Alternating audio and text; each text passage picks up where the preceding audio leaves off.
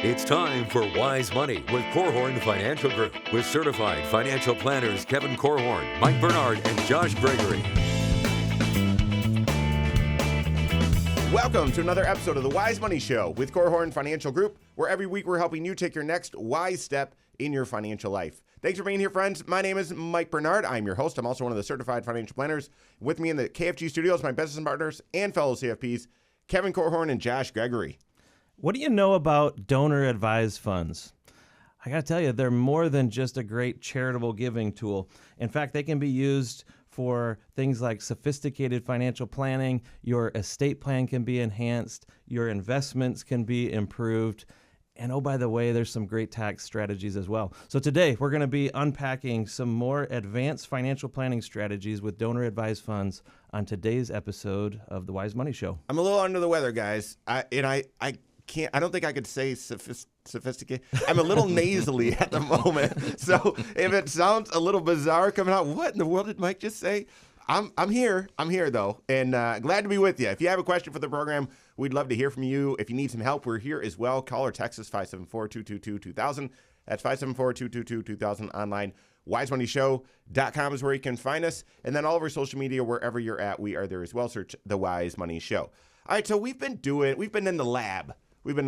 And yes, it's been tax season and all that, but we've been in the lab working on a few different investment strategies that are really advanced tax strategies where you're both optimizing to take the right level of risk for your situation and track certain indices, but using individual securities so that you have more tax planning opportunities. And in that, more discussion on that in future shows and all of that. But it brings to light, shines a spotlight on a tool that we've talked about plenty of times here on the Wise Money Show, but still underutilized.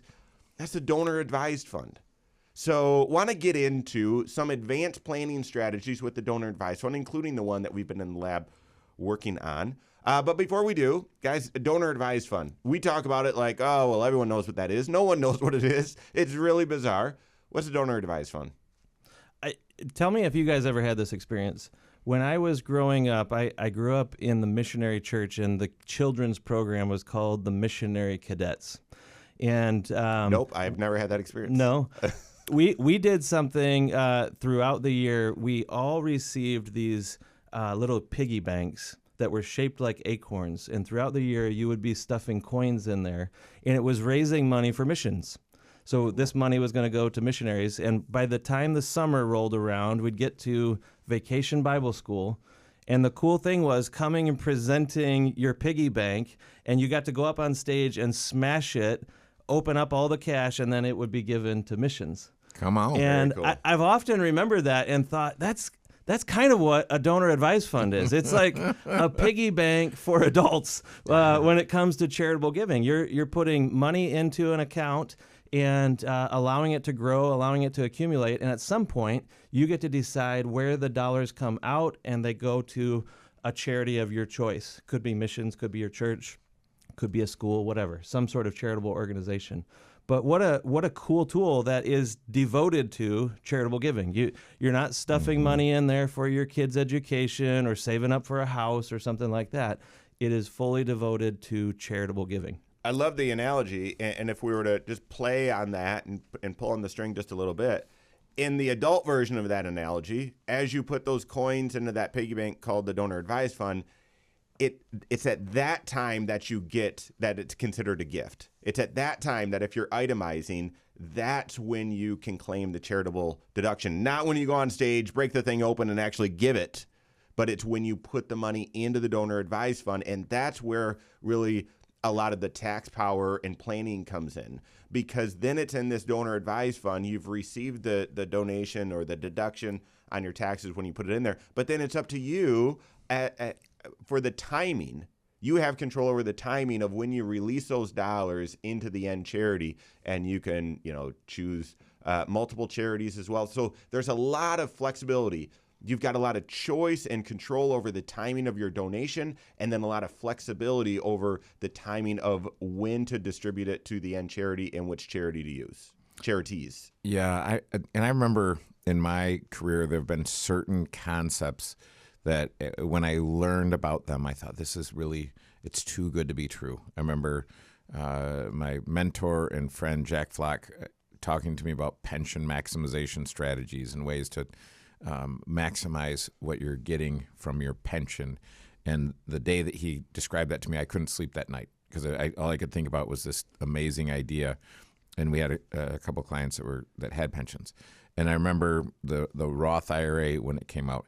And I remember the donor advised fund as well, because if you were going to draw up, if you said, I'm charitably inclined and I like to give money, but I want to solve a bunch of problems, you'd write all those problems on the whiteboard, and then the solution is the donor advised fund. Because what it does solve, like you said, Mike, there's recognition of the gift at the time the money goes into the donor advised fund. It sits in the donor advised fund and can do whatever you want it to do. It can sit in cash if it's a short-term gift. But if you have some sort of a financial windfall and you say, I need to pair up my giving with the timing of my windfall, you can put that in and say, but I'm not going to give all of this away in 1 year. This is a 10-year program. So some of that money can be invested and it can grow for you. So there's all kinds of really cool, I would call this a Swiss Army knife, but the day of waiting in January, February, and March to collect all of your receipts for all of the charities that you've given money to, those days are over. And if you use it. But I look at that and I say, well, it's not just that. It is, and not only do I not have to wait, the charity itself, if they set up an EFT link, that money goes right in the bank. So when you look at the administrative burden of, okay, there's a check that comes in the mail, then that has to be recognized, then it has to be da-da-da-da-da-da. There are several administrative steps that the donor advised fund, by using your donor advised fund, it just skips. It seems like every constituency group related to charitable giving is winning with the donor advised fund. That's what I was just going to say. Yep. Prior to donor advised funds, what if you were a really, really wealthy family, maybe you would create a foundation or something like that, and that created this charitable entity.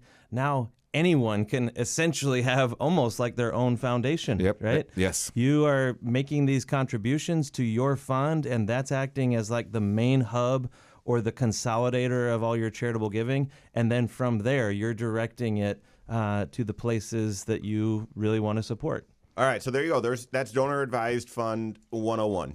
And we're going to go to 201, 301, and 401 all in this hour. That's the hope. We've got 5 advanced planning strategies with the Donor Advised Fund we're hoping you hit. Starting with number 1, this would be the 201 level. The primary, or I would say the most, common use case of the Donor Advised Fund, it really emerged after the 2017 Tax Cut and Jobs Act, where the standard deduction was doubled, and now many people were not itemizing and therefore weren't getting a tax benefit for their charitable contributions. That's not why you give, is to get the tax benefit. But if there is a tax benefit that you could get, if you optimize your giving, wouldn't you want to take advantage of that? So enter the Donor Advised Fund, and you could bunch, this is strategy number 1, you bunch several years, if you've got the cash to do it, several years of contributions into 1 year, donate it into the Donor Advised Fund. Now you've got enough deductions to itemize. It gives you a tax benefit. And then you release those contributions, those donations out of the Donor Advised Fund over the next several years. So bunching contributions. Yeah, and bunching has been around for a while. Some folks in the past would maybe go every other year of giving to a certain charity. They would give a big chunk 1 year and actually get a tax write-off, and then skip a year, and then back again after that. And the idea was at least one of the 2 years you were getting a tax write-off. If you gave half as much every single year, you might never get up to enough charitable giving to get any type of a tax benefit.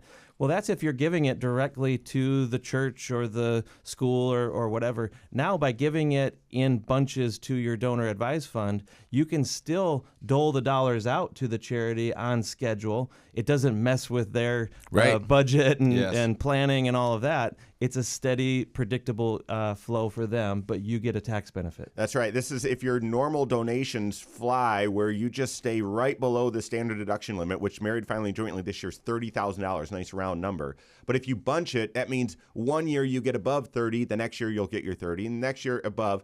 And so it's a way to optimize your situation. All right, we got more on that strategy, but also what are the other 4 advanced planning strategies with the Donor Advised Fund? That and more coming up on the Wise Money Show with Korhorn Financial Group. Hello, YouTube. Thanks for being here. This is the Wise Money Show. What you're watching right now is our weekly 1-hour talk show that airs right here on this channel, 10 a.m. Eastern time every Saturday morning, and also on podcasts at the same time, but also on a couple local radio stations at the same time as well, which is why it's long form and we've got segments and breaks and all that sort of stuff. Is because it's kind of multi-purpose for different mediums. But we do right here on this YouTube channel have Next Wise Step videos, all sorts of other content that airs all throughout the work week. So make sure you hit that subscribe button, turn on notifications so you're made aware every time we drop new content. And if you like the content, thank you very much. Leave comments and questions. Okay, so we need a chart that is the old way and the new way. Because I'm thinking, and I don't know if we're going to say this or not, but the old way was I have this highly appreciated stock, and I have 5 charities that I want to give it to. So now I have to give a certain number of shares to each charity. Yep. Each charity has to have a brokerage account. So the shares go from my brokerage account to the charity's brokerage account. The charity has to be on the ball. As soon as they get the shares, they have to sell them. I remember early in the day when they were trying to raise $600,000 to build the school at Covenant Christian School, and someone had given $100,000, and it sat, and it was in a bond fund, and interest rates changed, and it lost $5,000 before they sold it. Even could sell, huh? Right, and then the question is, well, what do you do? Actually, the donor was very charitably inclined and said, well, I'll make up the difference. Wow.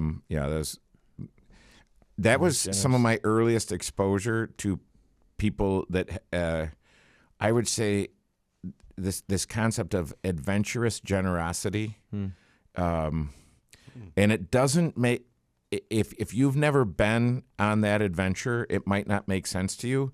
For me, it's the most helpful just to see other people that are ridiculously generous, and I've been blessed to have a few of those people in my life, and they inspire me. Yeah. Because I think I've been on a path of adventurous stinginess. That's our default, isn't it? Adventurous squeakiness, and just pinching those pennies till they scream. The pennies don't scream till I have some copper wire in my hands, whatever. But this is the idea is that, look, this tool now makes it so that it is so much better. But that's where I'm saying, let's create that maybe at some point in a case class and just say, hey, here's the old way, and describe the old way, and here's the new way, and describe that, because it is mind-blowing. Well, and how often have you had a client who wants to give some stock to a church or an organization, and they don't have a brokerage account to even receive it? So then they have to jump through all those hoops to establish the bucket to receive it, and it's maybe only going to get used one time. I mean, who knows? Well, and how often have you had a client? Because I've had this situation where we're serving a church, and they have someone that goes to the church that works for Salesforce, and they wanted to give some stock to the church, but the church wanted to be careful about when they received the stock and when they sold it, because the church was concerned about the capital gains tax they were going to pay. Oh, and so. And you know, we, to me, poo-pooing that is like laughing at the chubby runner that you drive by.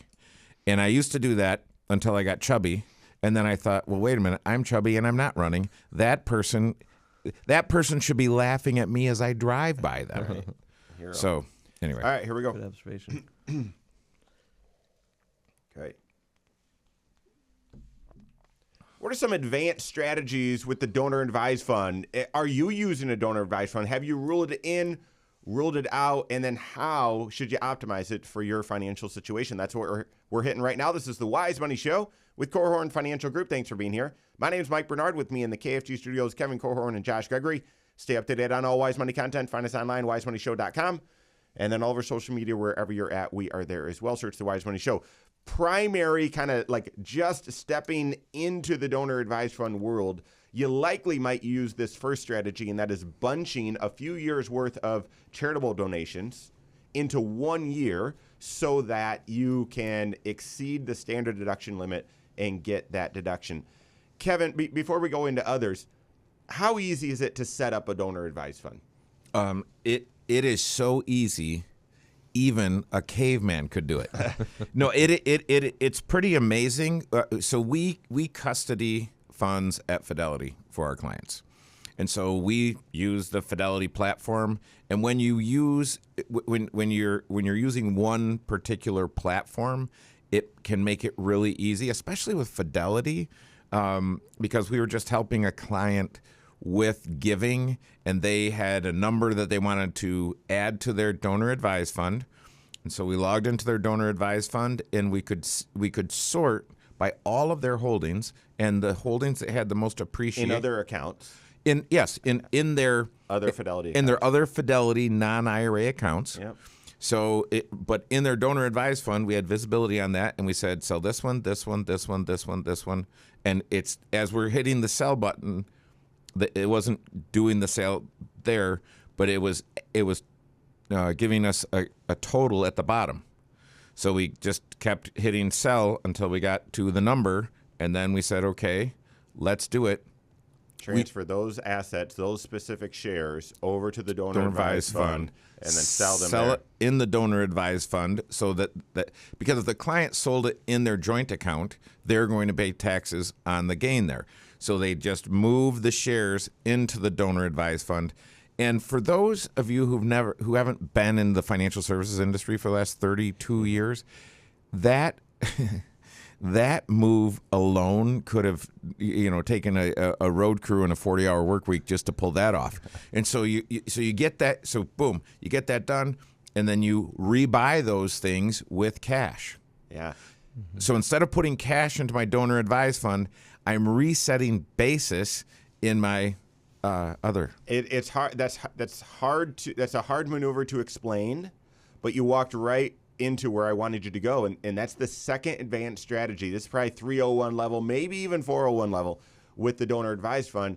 Is instead of bunching cash and donating cash to your donor advised fund, you donate appreciated stock. And this is where I mentioned at the beginning of the show, if you're with us, we've been in the lab working on a few different investment strategies with individual stocks, individual investments where you can visibly see, this security has a lot of gain, this security has some loss. Therefore, let's transfer, if it makes sense, let's capture the loss, let's sell the holdings at a loss so that we can claim that loss or offset other capital gains. But then the assets, those individual securities that have a lot of appreciation, at some point are ripe to be transferred to a donor advised fund, because you get the deduction, the donation on the market value, that high value.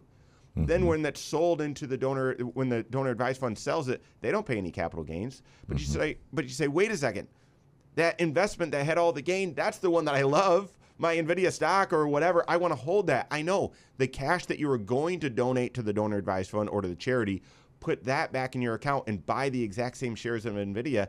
You have the same holdings, but you've completely neutralized the taxes. And that's the real key right there, because a lot of modern day investors are investing in IRAs, Roth IRAs, 401ks, and you've never really had to give any kind of thought to the idea that if you have investments that have run up in value, they've appreciated over time, you're not going to pay taxes when you sell inside of those vehicles.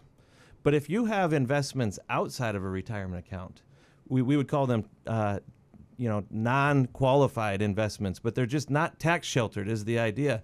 When those run up in value, when you sell, you are going to pay taxes on the capital gain, on the growth. But what if you didn't have to? And if instead of selling that stock or selling that land or selling that other investment or that business, what if you gave it to the donor advised fund and let that charitable entity essentially do the selling? Because by doing so, they pay tax at their rates, which are 0.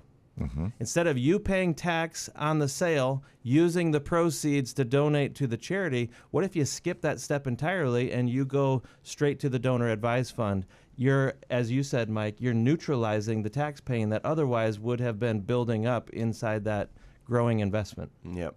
And sort of the kicker with this advanced strategy is if you're also trying to capture some of those individual losses, because I don't have the numbers right in front of me. Last year, obviously, it's been a turbulent year thus far in the stock market, and that's an understatement.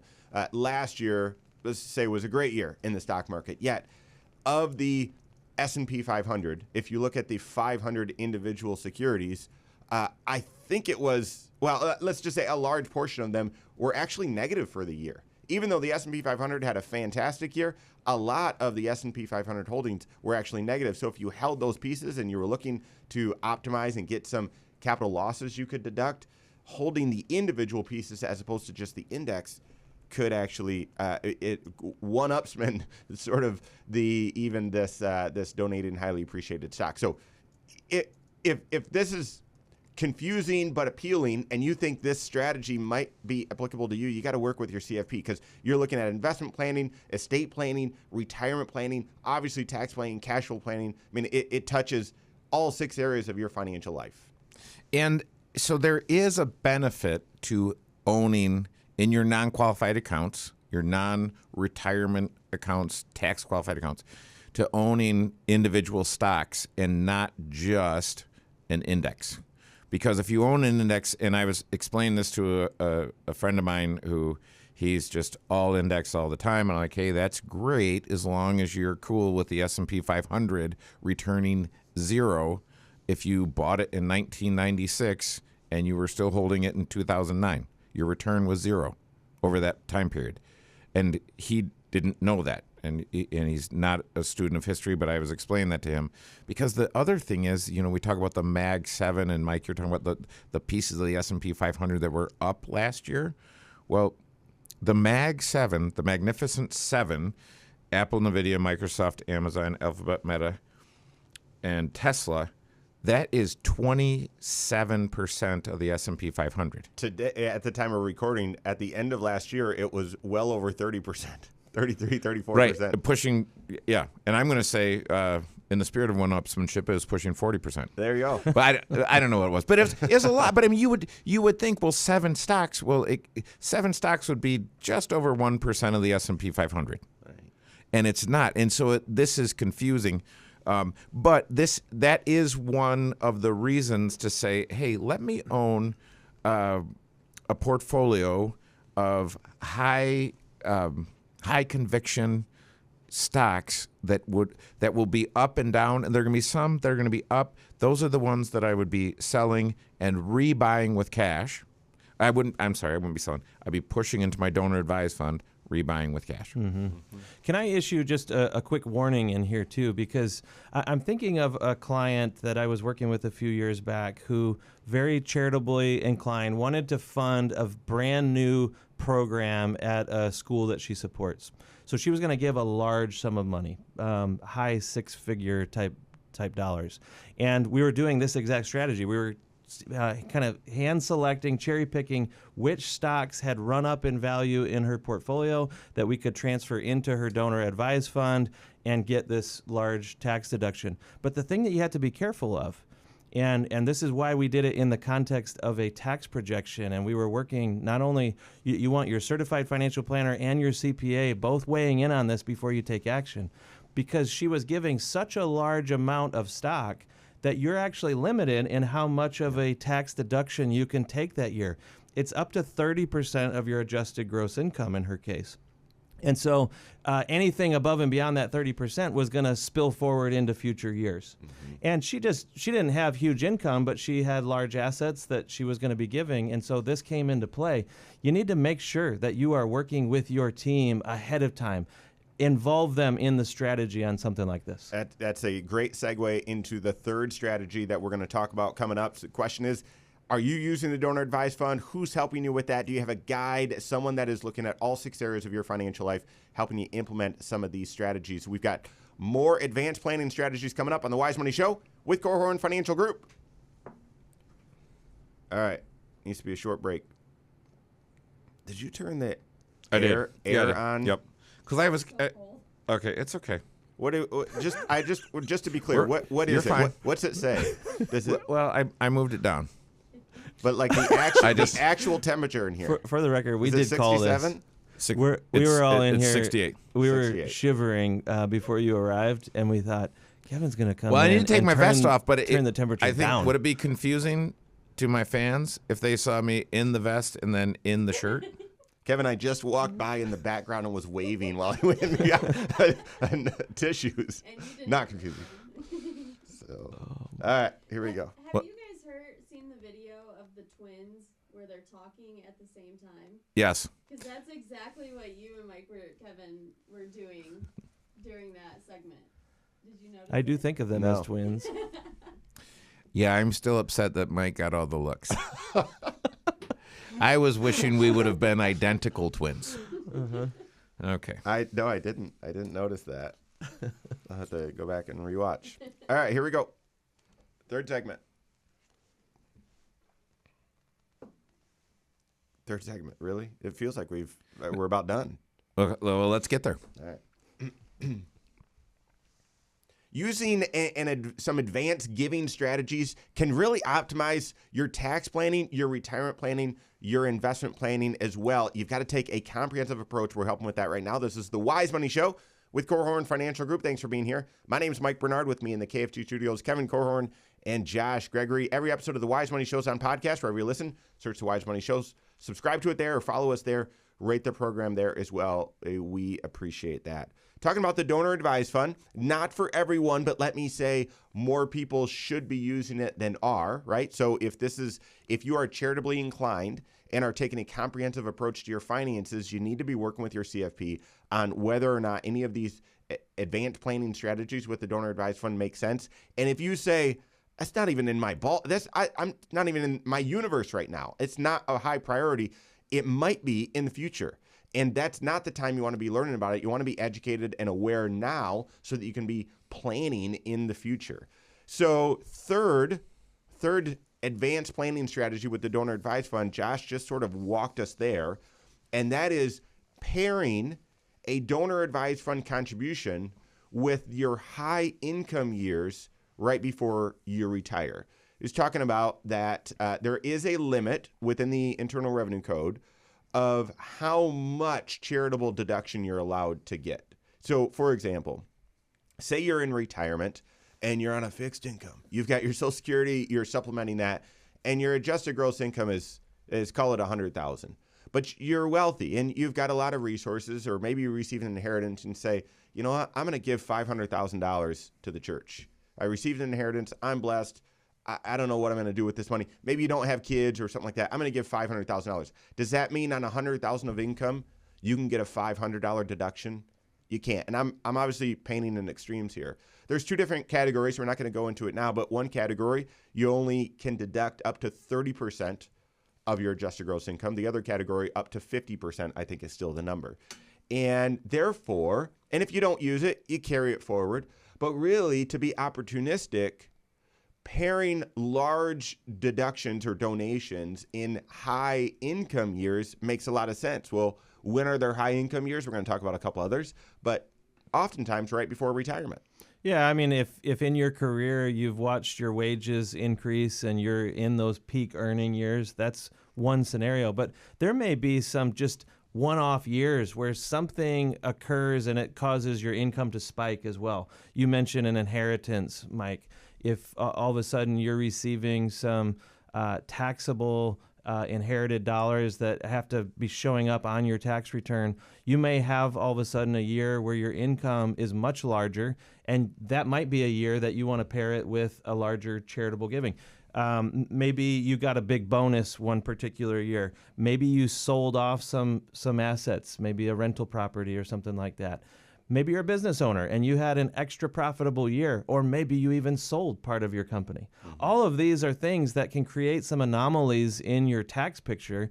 And if you can see those coming, and if you can plan ahead with your CPA and your certified financial planner together, this is an opportunity for you, if you're charitably inclined, to maybe use a donor advised fund to get a larger tax write-off in the year that you have a larger income. Yeah, I actually think of the inheritance. It's tricky. I'm just gonna overgeneralize, and a lot of inheritances aren't taxable. You receive those resources, and picture this: that happens near the end of your career, and you're in the habit, or it's your goal to, let's say, donate 10 grand or 15 grand a year to the church, and all of a sudden you have these resources from an inheritance, and you could use that inheritance,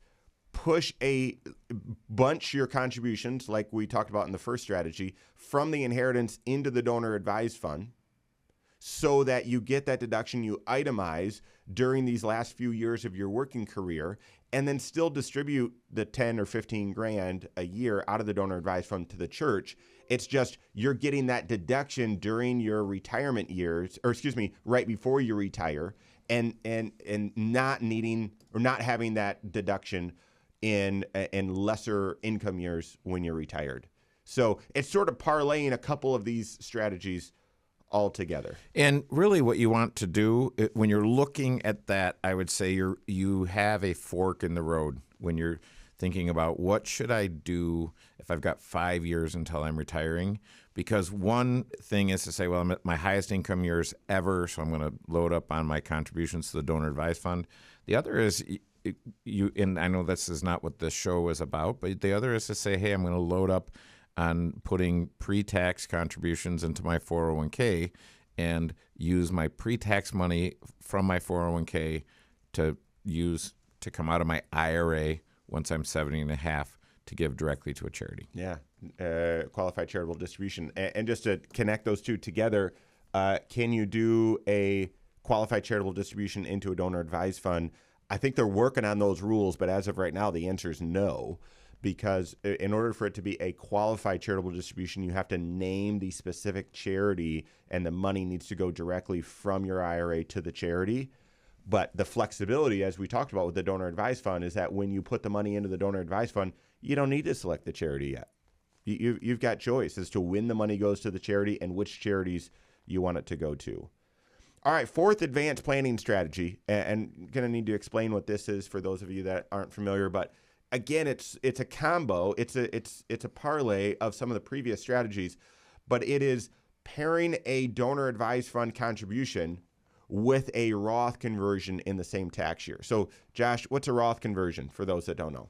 Well, for those of you that have IRA money, traditional IRA money, this is it's a fund that you've accumulated money in for the purpose of retirement, and it's growing tax deferred, meaning you haven't paid tax on it. You're not paying tax as it's growing, but someday when you pull money out of that IRA, you're going to pay tax. Well, you may choose the timing of that distribution out of the IRA in a way that allows you to then move it directly into a Roth IRA. And the thing we love about Roth IRAs is after the money is in that account, in the Roth, it's growing tax-free instead of tax-deferred. So instead of delaying the tax on the growth, you're completely avoiding the tax on the growth in a Roth IRA. So it's a strategy that in a lower income year, often people will choose to pay the tax on their traditional IRAs now, convert it over into a Roth IRA, and then never pay tax on it again. That act of converting from a traditional IRA to a Roth creates income on your tax return. So it can boost your income, and it's often a solution to the problem I shared in a prior segment where if you don't have enough income to really get all of the tax goodness out of your charitable contribution, you can artificially create more income on your tax return, get it boosted higher, and now all of a sudden your 30% limit, let's say, on your charitable contribution, it's 30% of a larger number. So you get a bigger tax bang for the buck there. Yeah. Or if you're just looking and saying, well, we're in the 22% tax bracket now, and for as far as we can see, we're in the 22% tax bracket. However, if one of us passes away, then we're in single tax rates, and we might be in much higher tax brackets than the 22%. Or when we pass away, the kids inherit these dollars. They've got to withdraw them, the pre-tax dollars, over 10 years. They might be in a higher tax bracket than 22%. Let's create a little bit more income. Let's pay some more tax at the 22% tax bracket, but to help us stay below IRMA limits, or to help us, not necessarily there, but stay below, jumping in the 24% tax bracket, parlay that with a charitable donation to our donor advised fund. That can make a lot of sense. So with this, a multi-year tax projection. For sure. Yeah, you want to have the strategy, and I was talking with a client about this. They're north of the federal state tax limit, so they're everything above 28 million is going to be taxed at, let's call it 40%. I like to call it 50 just to make it simple, but there's going to be a significant haircut on everything above 28 million. So they said, well, let's just give away everything above 28 million. And they said, because we talked about this, like, do you set up a foundation or not? And I'll tell you what they said in the next segment. How's that, Mike?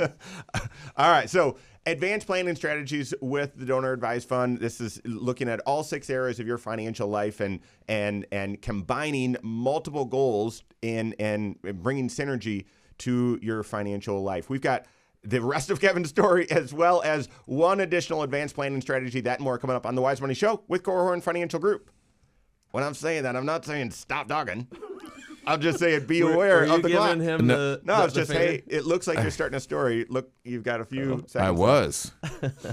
It's so good. Just getting revved up. I know. I was enjoying listening to my story. So if I need you to stop talking, I'm just going to start talking over you.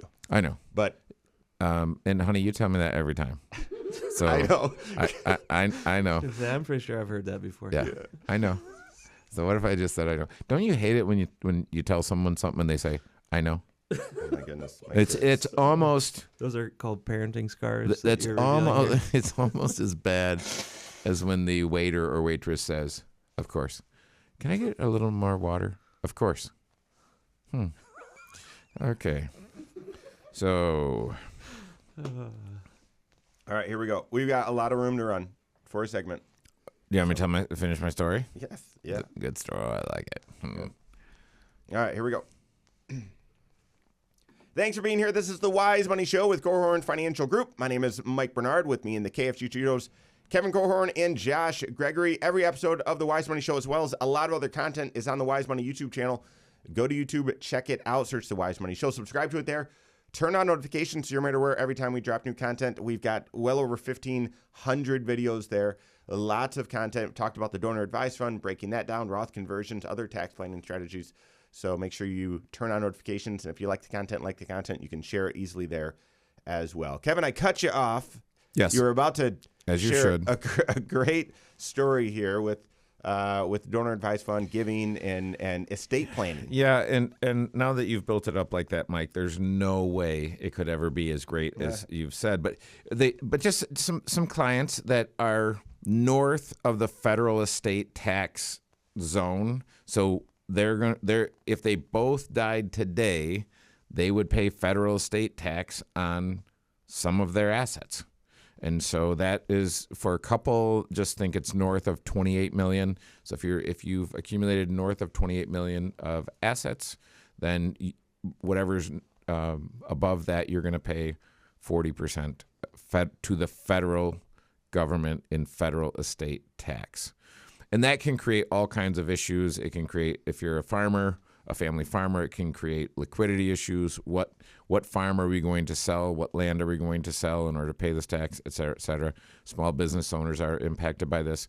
But what they were saying is, look, if we just take everything above $28 million and put it in a donor advised fund, we're not going to pay federal estate tax on that, which is true. But the question is, do they do the family foundation, which could live for a long time, or do they do the donor advised fund? And they've leaned towards the donor advised fund because they said they want to do their giving while they're living, so they're knowing where it's going. And this client said that and chuckled, and I thought it was great too. He didn't make his money as a rapper, but when you listen to that, he could have. Yeah. But this is the other tricky thing as we're talking about this, is because what we're about to get into is, do I put a big chunk of money into my donor advised fund and then just let it grow for a long time? But the idea of saying, hey, no, I want to give the money now so I can see what's happening, because there are organizations, there's a particular organization that when my boys were little, they were in this organization, and we would go to a camp in the summer, and I thought, hey, it'd be cool to like sponsor a pavilion and pay for this pavilion at one of these camps.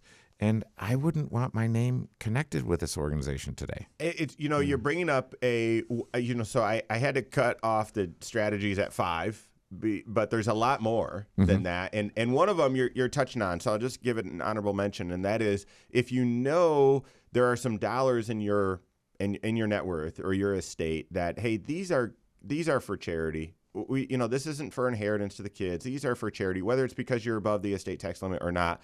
And I'm not wanting to have those given right now, but they're invested for appreciation. And I just want all that appreciation to be off my balance sheet and off my tax return, the dividends, the potential capital gains, all of that. I just don't want that impacting my financial life. Moving that into the donor advised fund and just investing it there. Sure. Still stewarding and managing the investments and so on, but that way the dividends or any pass-through capital gains or anything, they don't land on your tax return, and then you have control over when you sell it in the donor advised fund and when you give it. So, all right, the fifth strategy, though, that we're going to hit, similar sort of connected to what you were sharing, Kevin, and this is definitely 401 level, where not just your CFP would need to be involved, CFP, CPA, but potentially other individuals as well. And this is funding a donor advised fund before a large liquidity event, like selling a business or selling a property or something like that. Doing the donation before. You might say, well, wait a second, I can do it after. That'd be much easier. I know if you do it after, there's the gain that you have to report, and then you can itemize, but there's still state taxes and some other things. So if you do the donation before, it can be a benefit. I think what you're describing is essentially making a donor advised fund a part owner in your company or in your property, whatever that large asset is that you're going to be selling.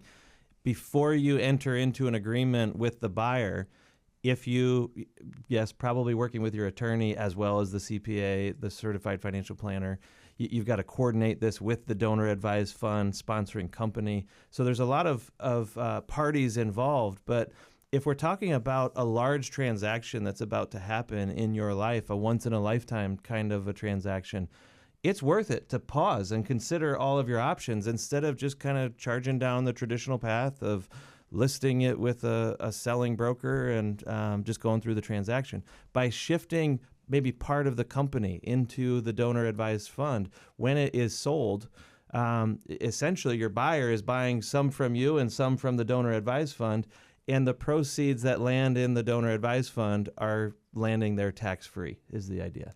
Yeah, I think this is not 401 level. This is like Doctorate, either 490 or this is 600 level. But it is an amazing strategy, and you can I would say seek wise counsel when you're doing this. I've maybe I hope I'm not making this up. I probably shouldn't go out on a limb on this one, but I feel like I've heard of scenarios where even if you gifted some shares to the donor advised fund, some companies will buy them back essentially. So they are the buyer themselves as well. And you'd have to have an arm's length agreement and everything, and that's even more advanced yet. But yeah, the point here is the donor advised fund doesn't just have to be used for a traditional stock or bond or mutual fund type of portfolio. It can be some even more detailed type assets like a small business or a plot of land, a property, that kind of thing. And the other thing that I would add, so Mike is talking about giving shares of my company, because it's kind of confusing when you say put the company or a part of the company in a donor advised fund. It's like, well, what does it look like when I take these 3 employees and put them in the donor? No, it's just your stock. But the other thing that I would give an honorable mention to as well is the idea of matching up in that year that I have an event, especially if I have an event with a big windfall that I'm putting. I had a client one time owned, I think, less than 1% of a big company. It sold, and his portion was $5 million. But that all came via W-2. So it wasn't capital gains treatment. It was, this is in your paycheck. And so what they did is they said, hey, we want to give 10% of this. If we give 10% of this to the church we're going to now, it's going to screw everything up. So they took $500,000 and put it in the donor advised fund, and they're still working off of that. And the crazy thing is, it's still close to they've been giving off this thing for a long time. It's still close to $500,000. Yeah. That's awesome. All right, so guys, what's the next step? As we wrap up, it's been fairly technical, but hopefully digestible. What's the next step? The next step is to consider your operating system. And if you give money, figure out what should my operating system be, and should I include a donor advised fund? Because if you haven't given it a look, I would give it a look. If you gave it a look and you didn't do it, I'd give it a second look. It's that good. Mm-hmm. I'm thinking about so many clients who come to us, and we're helping them plan their retirement and make sure that they have enough for their lifetime to carry out their wishes, to live their lifestyle, to enjoy the last phase of their life. And often we find that many of these clients have more than enough. Mm-hmm. And that's helpful information to have as well, because now you can get creative and get very intentional about what you do with the extras. The money that you're never going to spend in your lifetime, is it going to family? Is it going to an organization, a charity that you want to support? This is something for you to plan and not just kind of leave behind and let other people decide. This is part of a stewardship responsibility that is, a privilege in many ways as well. And so hopefully today we've given you some suggestions on how you can think big picture, how you can be proactive with your own planning, even with the dollars that you're not going to use in this lifetime. And have a giving strategy. Donor advised fund might be part of it. Could be donating or giving to family members, $19,000 a year. Could be assigning the charity as a beneficiary of pre-tax accounts. So work with your CFP on all of that. That's all the time we have for today. On behalf of Josh Gregory, Kevin Korhorn, all of us at KFG, have a great weekend. We'll see you next Saturday for the Wise Money Show with Korhorn Financial Group. Securities offered through Silver Oak Securities, member FINRA/SIPC. Advisory services offered through KFG Wealth Management, LLC. Doing business as Korhorn Financial Group. KFG Wealth Management, LLC and Silver Oak Securities Incorporated companies are unaffiliated.